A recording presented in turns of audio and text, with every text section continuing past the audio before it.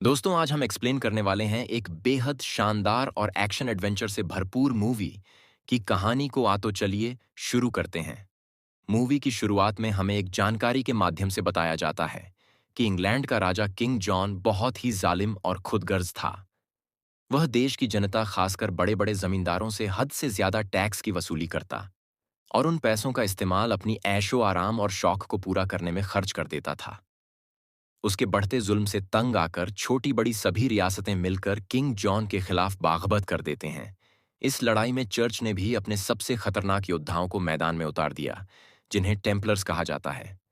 यह लड़ाई 3 साल तक चली और आखिरकार 1250 में राजा जॉन की सेना हार गई और किंग को अपनी हार माननी पड़ी। इसके बाद एक लिखित समझौता हुआ जिसे मैग्ना कार्टा कहा गया, जिसमें तय किया गया कि किंग जॉन गद्दी पर तो बैठ सकता है, लेकिन अब वह किसी रियासत पर हुकूमत नहीं चला सकता और न ही किसी प्रकार का टैक्स वसूल सकेगा। और इस फैसले पर जमींदारों ने किंग जॉन से जबरदस्ती साइन करवा लिए। लेकिन किंग हार मानने वाला नहीं था और इसलिए उसने डेनमार्क के वाइकिंग लड़ाकों को समुद्र के रास्ते इंग्लैंड बुला लिए, ताकि वो दोबारा से पूरी तरह इंग्लैंड पर कब्जा कर सके। अब राजा वाइकिंग लड़ाकों के लीडर टाइबेरिस से कहता है कि अगर वो इंग्लैंड पर कब्जा करवाने में उसकी मदद करेगा तो बदले में वो उसे बहुत सारा सोना देगा। अब लालच में आकर टाइबेरिस उसका साथ देने के लिए मान जाता है।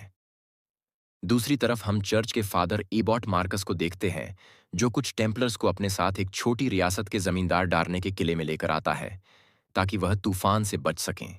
लेकिन डार्ने उन्हें तुरंत पहचान लेता है। अब मार्कस डार्ने से कहता है कि बारिश की वजह से इन्हें तुम्हारे किले में शरण चाहिए। इस पर डार्ने फादर से कहता है कि ये लोग किंग जॉन के दुश्मन हैं और मेन किंग खिलाफ नहीं जा सकता। लेकिन जब उसे पता चलता है कि टेम्पलर्स बोल नहीं सकते, तब वह उन्हें रात गुजारने की इजाजत दे देता है और कहता है अगली सुबह इन्हें यहां से जाना होगा। इतना कहकर डार्ने सोने चला जाता है। अब अगले दिन जब मार्शल किले की दीवार पर चढ़कर देखता है, तो उसे किले के बाहर बहुत से सैनिक दिखाई देते हैं, जो किले की तरफ ही बढ़ रहे होते हैं। यह देखकर डार्ने बहुत घबरा जाता है और अपने सिपाही से दरवाजा खोलने के लिए कहता है। तब तक किंग जॉन किले के भीतर आ चुका था। इसके बाद उसके सिपाही डार्ने को पकड़कर किंग के पास लेकर आते हैं, क्योंकि डार्ने भी उन जमींदारों में से एक था जिन्होंने किंग जॉन से उस समझौते पर साइन करवाए थे। अब डार्ने अपनी जान बचाने के लिए किंग जॉन को बताता है कि जमींदारों के दबाव में आकर उसने उनका साथ दिया, लेकिन अब वह राजा के साथ हैं। लेकिन किंग जॉन उसकी एक नहीं सुनता और उसे फांसी पर लटका देने का आदेश देता है।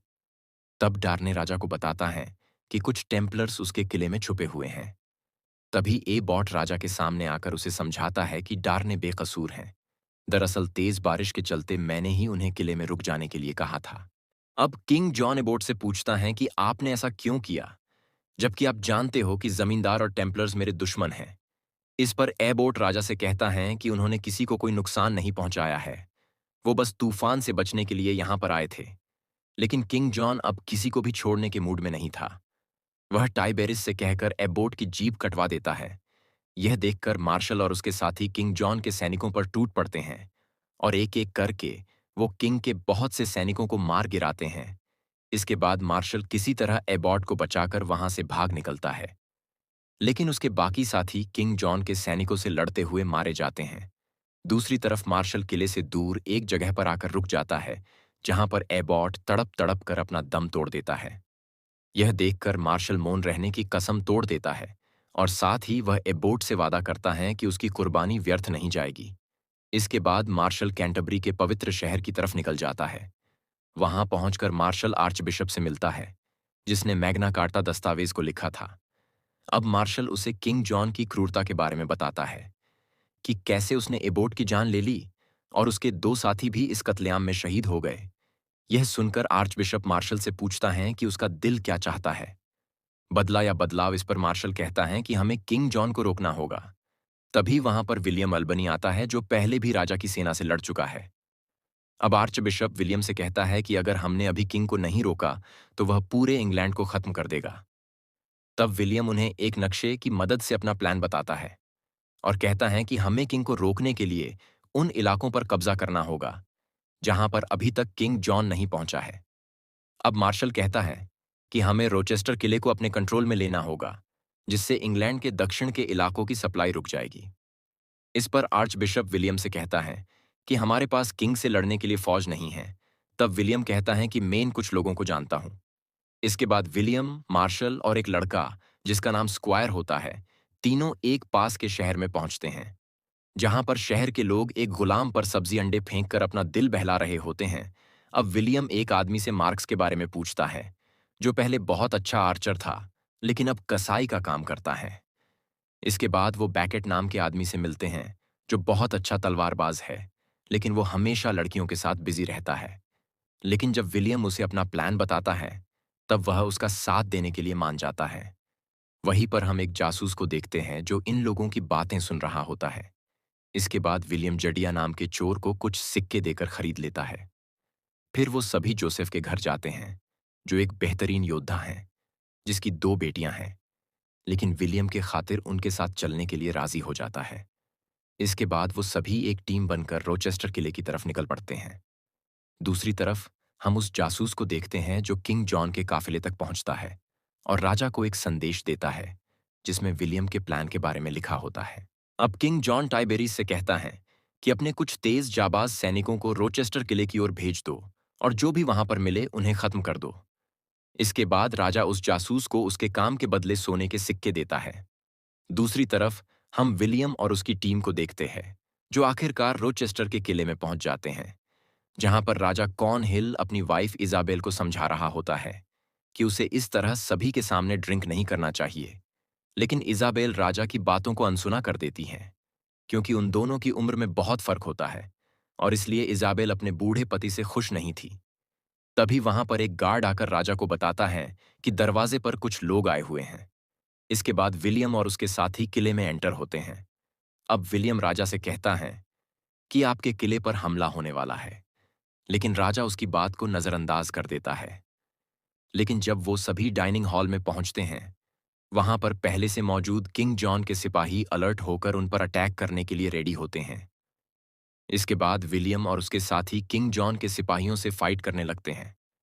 वही मार्शल किंग के बहुत से सैनिकों को मार गिराता है। लेकिन तभी आखिरी सैनिक राजा की बेटी की गर्दन पर चाकू रखकर भागने की कोशिश करता है। तभी मार्शल अपनी तलवार से उस सैनिक को मार गिराता है।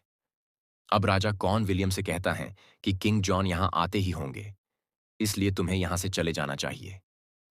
इस पर मार्शल राजा से कहता है कि मेरे 3 साथी किंग जॉन की क्रूरता के चलते मार गए और अब किंग जॉन तुम्हें भी जिंदा नहीं छोड़ेगा। अब राजा कॉर्न विलियम से कहता है कि क्या तुम लोग राजा के खिलाफ बागबत करना चाहते हो? तब विलियम सभी को बताता है कि हमारे पास समझौते के दस्तावेज हैं। अब हमें एक ऐसा राजा चाहिए जो सच्चा हो। अब राजा कौन अपने सिपाही से कहता है कि दरवाजा बंद कर दो और किसी को भी अंदर मत आने देना।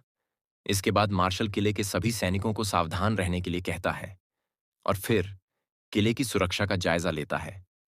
तभी उसे पता चलता है कि रोचेस्टर शहर में सिर्फ कुछ ही अच्छे योद्धा बचे हैं, लेकिन किले की बनावट बहुत मजबूत थी।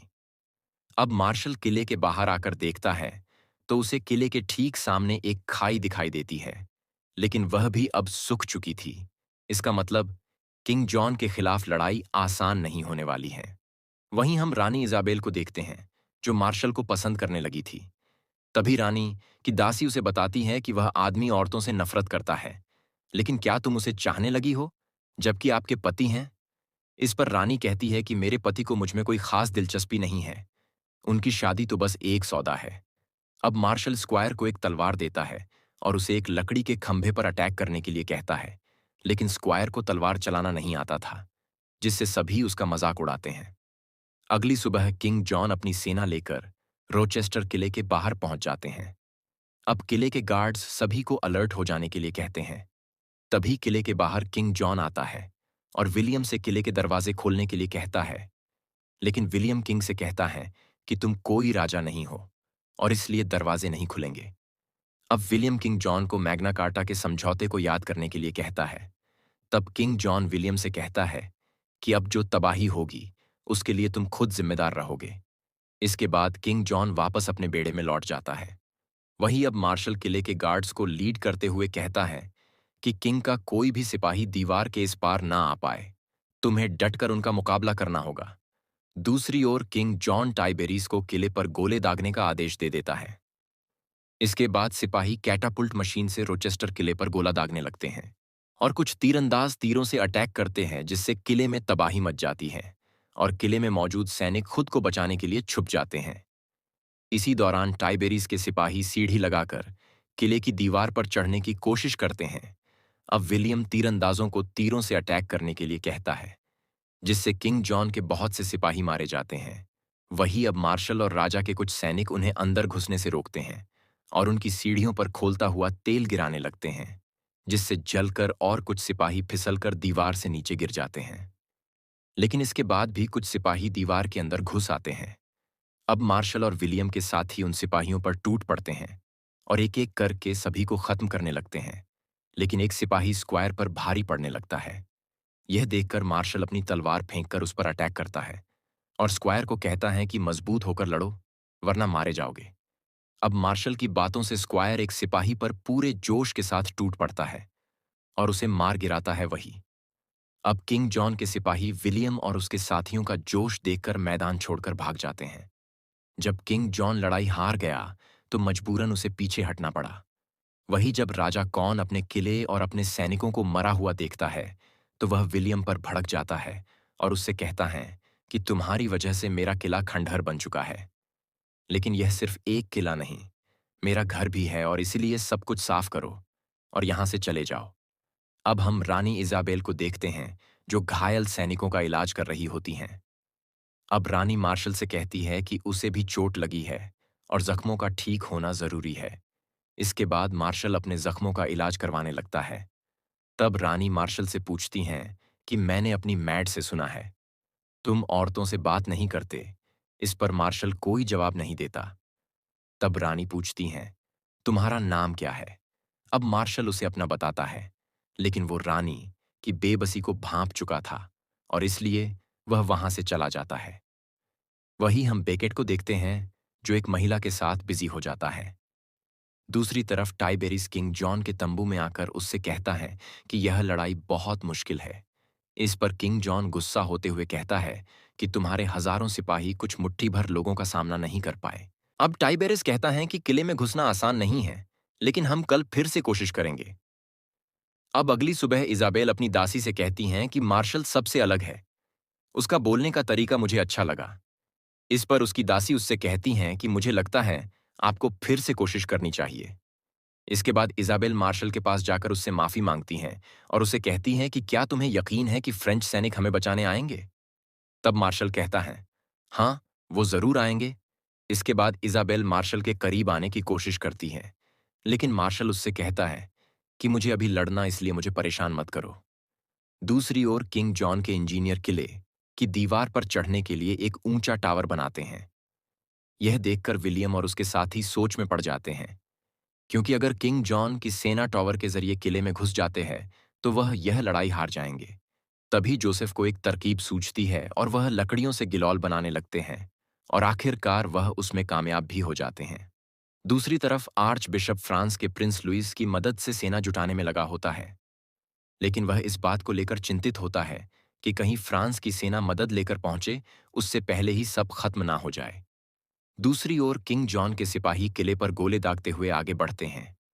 वही उन्हें रोकने के लिए मार्क्स तीर से अटैक कर रहा होता है, लेकिन तभी मार्क्स के गले पर एक तीर लग जाता है, जिससे वह मारा जाता है।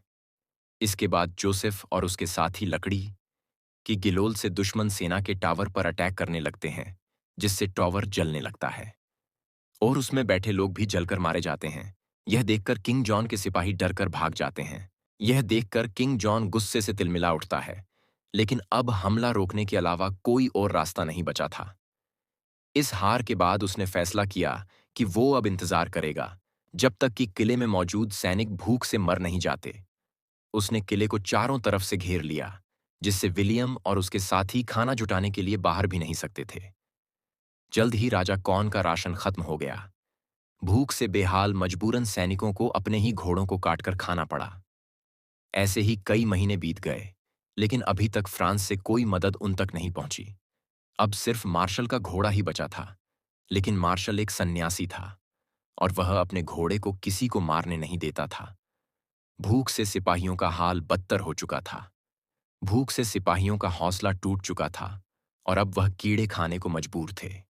अपने साथियों को भूख से मरता देख मार्शल अपने ईश्वर से उनकी मदद करने के लिए प्रार्थना करने लगा, लेकिन कोई फायदा नहीं हुआ। तभी वहां पर इज़ाबेल आती है जो उसे दिल से चाहती थी, लेकिन मार्शल से उसकी हालत देखी नहीं जा रही थी। और फिर वो अपनी कस्में तोड़ देता है जो उसने सन्यासी बनते हुए खाई थी। अब मार्शल एक सीक्रेट रास्ते से किले से बाहर चला जाता है, जिसे देखकर इज़ाबेल और बाकी सभी बहुत परेशान हो जाते हैं। लेकिन मार्शल चुपचाप किंग जॉन के तंबू में घुसकर खाने से भरी 2 बोरियां चुरा लाता है। लेकिन किंग जॉन के सिपाही उसे देख लेते हैं और उसका पीछा करते हुए किले के दरवाजे तक पहुंच जाते हैं। अब मार्शल भागते भागते गिर जाता है, लेकिन तभी मार्शल के साथी जल्दी से उसे उठाकर किले में ले आ जाते। यह देखकर किंग जॉन गुस्से में आकर टाइबेरिस से कहता है कि अगर तुम इस किले पर कब्जा नहीं पाए तो तुम्हें वापस अपने देश लौटना होगा, और जब तुम वहां जाओगे तब तक तुम्हारा पूरा परिवार क्रिश्चियन बन चुका होगा। अब किंग की बातें टाइबेरिस के दिल में उतर जाती है। दूसरी ओर कई दिनों से भूखे मार्शल के लोग खाना देखकर बहुत खुश हो जाते हैं और फिर सभी पेट भर खाना खाते हैं। यह देखकर इज़ाबेल अब खुद को रोक नहीं पाती और वह मार्शल के कमरे में जाकर उसके करीब आने की कोशिश करती है। अब मार्शल इज़ाबेल के प्यार में खुद को भुला देता है और फिर वह दोनों एक दूसरे के साथ रात बिताते हैं। अगली सुबह जोसेफ देखता है दुश्मन बेड़े में सब कुछ शांत होता है, लेकिन जब स्क्वायर पीछे की दीवार पर देखता तो उसे किंग जॉन के सिपाही दीवार पर चढ़ते दिखाई देते हैं। यह देखकर स्क्वायर चिल्लाकर सभी को अलर्ट कर देता है, लेकिन तब तक बहुत देर हो चुकी थी टाइबेरिस के सिपाही की एक टुकड़ी किले में दाखिल हो चुकी थी। अब विलियम के कुछ ही सिपाही बचे थे जो कई दिनों से भूखे रहने से कमजोर हो चुके थे, लेकिन फिर भी वो पूरी जान लगाकर लड़ रहे होते हैं। सबसे पहले विलियम दुश्मन सिपाही के तीर से घायल हो जाता है और दीवार से नीचे गिर जाता है। वहीं मार्शल किंग जॉन के बहुत से सिपाहियों को मार गिराता है, लेकिन जब सिपाही संख्या में ज्यादा हो जाते हैं तब मार्शल लड़ते लड़ते बेहोश हो जाता है। अब टाइबेरिस के सिपाही किले का दरवाजा खोल देते हैं, जिससे दुश्मन सेना की दूसरी टुकड़ी भी किले में घुस जाती है। लेकिन तभी विलियम के सिपाही किले के मुख्य दरवाजे के सामने खड़े होकर दुश्मन सेना को रोकने की कोशिश करते हैं, लेकिन वो नाकाम हो जाते हैं। दरवाजा टूटते ही टाइबेरिस अपने सैनिकों के साथ किले के अंदर आ चुका। तब तक मार्शल को भी होश आ जाता है, लेकिन जब टाइबेरिस उसके सामने जोसेफ को मार डालता है तब मार्शल आर्मर शूट पहनकर घोड़े पर बैठकर दुश्मन सेना पर टूट पड़ता है, जिससे सभी सिपाही अब उसके पीछे पड़ जाते हैं और उसे घोड़े से नीचे गिरा देते हैं। अब दुश्मन सेना उस पर अटैक करने लगती है, लेकिन तभी उसका घोड़ा उसे घसीटते हुए किले के अंदर राजा कौन के महल में लेकर चला जाता है। उसके पीछे उसके साथी भी महल में घुस जाते हैं और दरवाजा बंद कर देते हैं, लेकिन टाइबेरिस के सिपाही विलियम और बाकी सिपाहियों को बंदी बना लेते हैं। तभी वहां पर किंग जॉन भी आ जाता है और वह विलियम से कहता है कि अभी भी वक्त है, सरेंडर कर दो, हम तुम्हें जाने देंगे। लेकिन विलियम सरेंडर करने से मना कर देता है और वह किंग जॉन को गद्दार राजा कहने लगता है।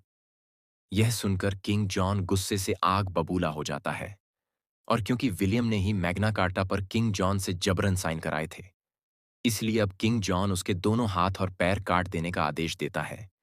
इसके बाद सिपाही उसके हाथ काट देते हैं। वही मार्शल और स्क्वायर दूर से जॉन की क्रूरता को देख रहे थे, लेकिन वो विलियम की कोई मदद नहीं कर पाए।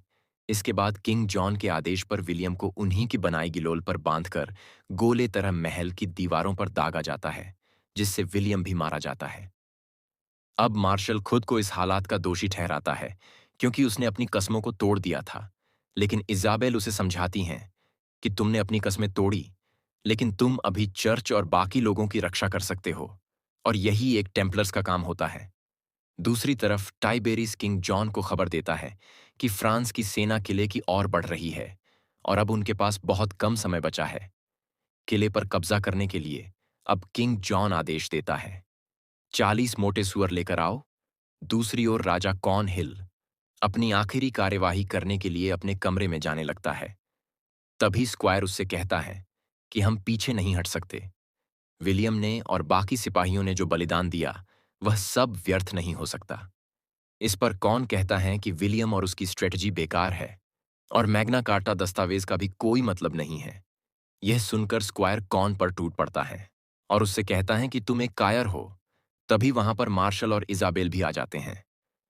इजाबेल कौन को परेशान देखकर उसे दिलासा दिलाते हुए कहती हैं कि तुम कायर नहीं हो। लेकिन अब राजा कौन की हिम्मत टूट चुकी थी। तभी जड़िया और बेकेट देखते हैं किंग जॉन के सिपाही गाड़ियों में सुअरों को भरकर किले की ओर लेकर आ रहे होते हैं। यह देखकर बेकेट समझ जाता है कि किंग जॉन सुअर और चर्बी के जरिए किले की नींव में विस्फोट करना चाहता है, जिससे पूरा किला ढह जाएगा। वहीं अब हम कॉर्न हिल को देखते हैं जो खुद को खत्म कर लेता है। इसके बाद जॉन के सिपाही सुअरों को सुरंग के रास्ते किले की नींव में ले जाकर आग लगा देते हैं, जिससे बहुत बड़ा धमाका होता है और कॉर्न का महल भरभराकर टूटने लगता है, जिससे मार्शल मलबे में दब जाता है। इसके बाद जढ़िया और बेकेट उसे उठाकर महल के शिखर पर लेकर जाने लगते हैं। लेकिन तब तक जॉन के सिपाही महल में घुस जाते हैं। अब जड्ढिया बेकेट से कहता है कि तुम मार्शल को ऊपर लेकर जाओ, मैं इन्हें संभाल लूंगा। अब जद्धिया ऊपर आने वाले सिपाहियों पर टूट पड़ता है और बहुत से सैनिकों को मार गिराता है। वहीं अब बेकेट स्क्वायर को एक चाकू देते हुए कहता है कि अगर मार्शल होश में ना आए तो तुम इसाबेल को खत्म कर देना, वरना वह सिपाही उसे नोच डालेंगे। इसके बाद बेकेट सिपाहियों से भिड़ जाता है और दर्जनों सिपाहियों को मार गिराता है। लेकिन तभी टाइबेरिस आकर बेकेट पर अटैक करके उसे मार डालता है। अब सिर्फ स्क्वायर मार्शल और इजाबेल ही बचे थे। स्क्वायर इजाबेल को मार नहीं पाता और वह उससे माफी मांगकर दुश्मनों पर टूट पड़ता है। स्क्वायर पूरी जान से फाइट करता है, लेकिन टाइबेरिस के अटैक से वह कमजोर पड़ने लगता है। अब वह उसे खत्म करने ही वाला होता है कि तभी मार्शल अपनी तलवार से उसके अटैक को रोक लेता है और उसे इजाबेल के पास जाने के लिए कहता है। अब टाइबेरिस अपने सिपाहियों को रोक लेता है और अकेले ही मार्शल से फाइट करने लगता है। अब उन दोनों के बीच जबरदस्त फाइट शुरू हो जाती है, लेकिन जल्द ही वह दोनों घायल हो जाते हैं। इसी दौरान आर्च बिशप फ्रेंच सेना लेकर वहां पहुंच जाते हैं, जिसे देखकर टाइबेरीज के सिपाही किला छोड़कर भागने लगते हैं। अब टाइबेरीज के अटैक से मार्शल की तलवार टूट जाती है, लेकिन मार्शल हिम्मत नहीं हारता और उस टूटी तलवार को टाइबेरीज के सीने में घुसा देता है, जिससे वह मारा जाता है। वही अब स्क्वायर और इजाबेल किले से बाहर निकल आते हैं। तभी वहां पर मार्शल भी अपने घोड़े पर बैठकर बाहर निकल आता है, जिसे सही सलामत देखकर इजाबेल खुश हो जाती है और मार्शल के घोड़े पर बैठकर उसके साथ जाने लगती है। अब आर्चबिशप मार्शल को इजाबेल के साथ देखकर उसे टेम्पलर की जिम्मेदारियों से आजाद कर देता है। इसके बाद मार्शल और इसाबेल अपनी नई जिंदगी की शुरुआत के लिए अपने नए सफर पर निकल पड़ते हैं। दूसरी तरफ हम किंग जॉन को देखते हैं, जो यह लड़ाई हार गया था। भागते भागते उसे डायरिया हो जाता है और वो तड़प तड़प कर मर जाता है। और इसी के साथ यह शानदार मूवी यहीं पर खत्म हो जाती है।